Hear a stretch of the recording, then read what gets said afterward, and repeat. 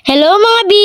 This is me again, Maris, at your service. Ngayong araw ay may pupuntahan pala kami. At kung tatanungin niyo ako kung saan, syempre dyan sa puso mo. Joke lang ho.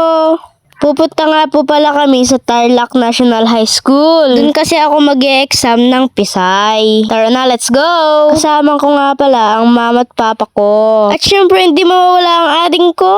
Alas 9 na nga pala nung umalis kami sa bahay. Sabi ng papa ko, pupuntahan na daw namin. Para sa November 16, di na kami maligaw. Ay, mali. Para hindi kami maligaw. Nung Sabado pa pala yan. Habang busy ang iba sa pagtirik ng kandila, kami naman ay gumala. Sa main campus pala ng Pisay. Ang napili ko, school. Sabi ng papa ko, makapasa man ako, hindi. Kit pa rin ako. Ay. Joke lang ho. Isang oras po pala mahigit ang biyahe namin. At sa wakas, nakarating na kami. At ayan na guys, hindi kami makapasok.